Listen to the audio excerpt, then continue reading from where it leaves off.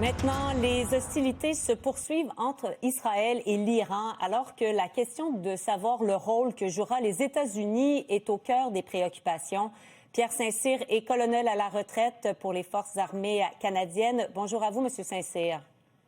Oui, bonjour, Madame Lapierre. D'abord, parlez-nous de vos observations sur ces échanges de tirs entre les deux pays. Est-ce que c'est à ce stade-ci à l'image de ce qui était anticipé, d'ailleurs, depuis un certain moment, il faut le dire? Oui, ça fait plusieurs années que l'hostilité entre l'Iran et Israël est au goût du jour, si on peut dire. Dès l'arrivée de l'Ayatollah Khomeini, il y a 46 ans, il avait déjà menacé Israël qu'Israël devait être éradiqué de la map, comme on dit, de la carte. Alors, depuis ce temps-là, il y a des échanges, non seulement des échanges verbaux, mais des échanges aussi de coups qui se donnent entre les deux pays. On se souvient que l'année passée, l'Iran avait envoyé plusieurs missiles de drones dans la direction d'Israël pour intervenir dans le conflit entre Israël et le Hamas. Alors, on voit toujours cette hostilité-là qui règne. L'Iran a toujours aussi aidé le Hezbollah au Liban pour soutenir leurs actions contre Israël. Donc, c'est un conflit qui perdure et qui a ses origines depuis plusieurs décennies. Les États-Unis sont déjà impliqués par leur appui à Israël. Mais qu'est-ce qui pourrait être l'étape suivante? Là? De quoi Trump, on peut s'imaginer, discute dans la Situation Room à Washington en ce moment, alors qu'il demande, lui, la capitulation de l'Iran, là, déjà à ce moment-ci? Ouais, je crois que les États-Unis sont sur leur réserve actuellement. C'est qu'ils n'ont pas vraiment l'intention d'agir maintenant. Ils vont laisser plutôt libre cours à Israël de poursuivre leur campagne. Intervenir pour les Américains, ça serait d'augmenter la tension dans la région. Ils sont plutôt là dans une position défensive, comme ils ont mentionné, mais c'est aussi une position de dissuasion qu'ils projettent envers les autres pays qui pourraient s'impliquer dans le conflit. Alors, les Américains, avec leur force, tout ça, sont quand même à l'aguet, mais ne sont pas vraiment, c'est pas vraiment indiqué qu'ils vont intervenir dans les jours qui viennent. Ils peuvent peut-être éventuellement fournir certaines armes à Israël pour mettre fin au conflit plus rapidement. Entre autres, l'utilisation du B-2 avec leurs super bombes là, qui sont capables de pénétrer dans les profondeurs où sont cachées les armes iraniennes.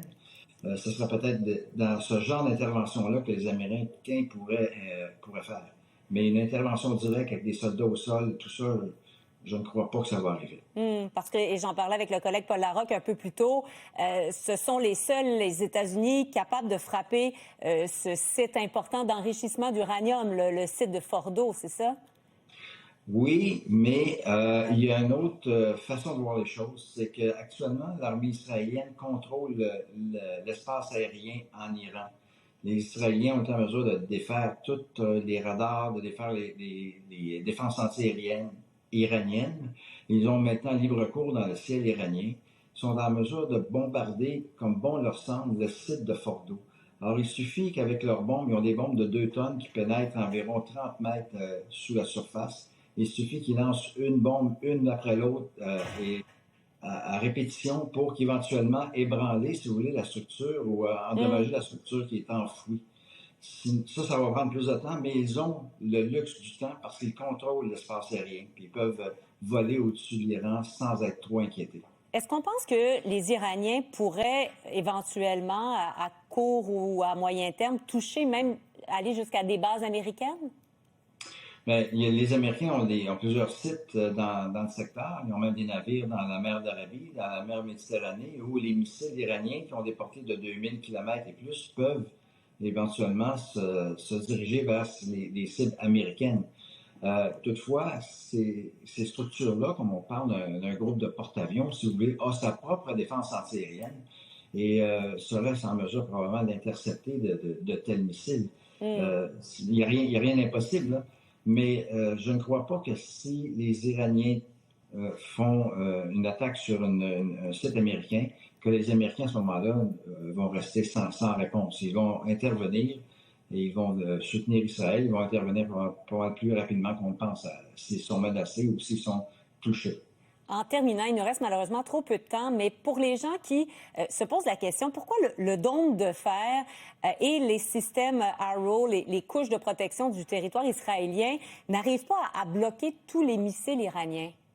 Écoutez, c'est donc, le système a trois couches. Le dôme de fer est le plus petit, la plus basse altitude, une portée de 10 km. Après ça, il y a la fronde de David qui a une portée de 15 et le Arrow 3 qui a une portée de 100 km. Alors, tous ces systèmes-là s'embriquent un sur l'autre pour donner vraiment une couverture, une protection. Actuellement, 93% des missiles qui ont été lancés ont été interceptés. Alors, naturellement, ce n'est pas des systèmes infaillibles à 100%. Il y a des brèches qui vont peut-être venir. Et ça, c'est dû à un facteur, la saturation, c'est-à-dire le nombre de missiles qui est envoyé et la capacité des systèmes antiaériens, de défense antiaérienne à réagir. Mais il est quand même efficace à 93% depuis la dernière semaine. Pierre Saint-Cyr, colonel à la retraite chez les Forces armées canadiennes. Merci beaucoup d'avoir été avec nous. Très éclairant de vous parler. Merci, Mme Lapierre. Bonne journée.